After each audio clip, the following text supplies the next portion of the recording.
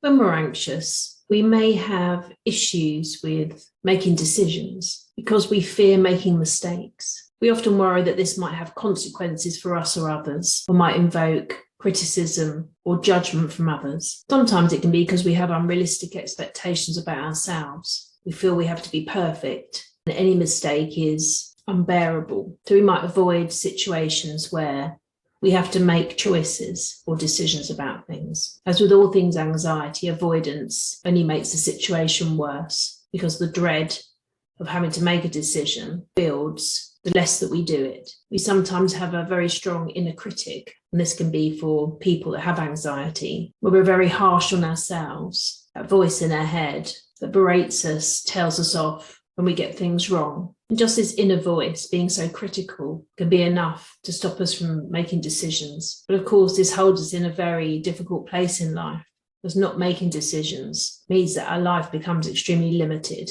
This can affect day-to-day living, and even those small decisions can become difficult to make. Normally, when we feel like this, we may have low self-esteem and confidence in ourselves. We may have grown up in a critical household, where as a young person, what we did was reacted to in a negative way. This can cause feelings of persistent worry and feelings of not being good enough. We may set very unrealistic expectations and be very sensitive to criticism. Being in a situation of having to make a decision can give us all those feelings of anxiety and panic.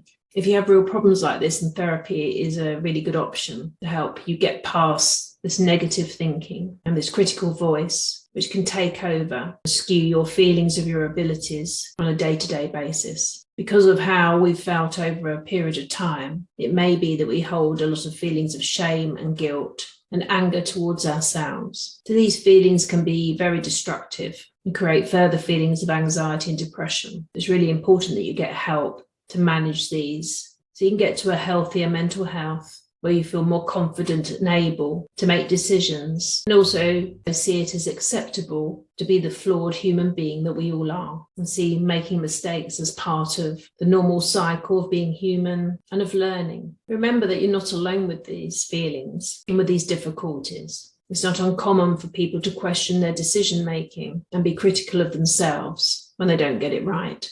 Sometimes just standing back and making decisions in a calm space can help.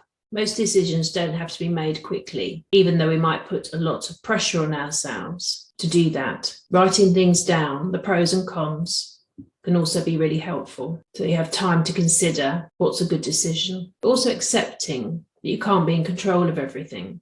You can't get everything right, and you're doing the best that you can be really helpful. This is Tina from Action on Anxiety, and I'll see you again soon.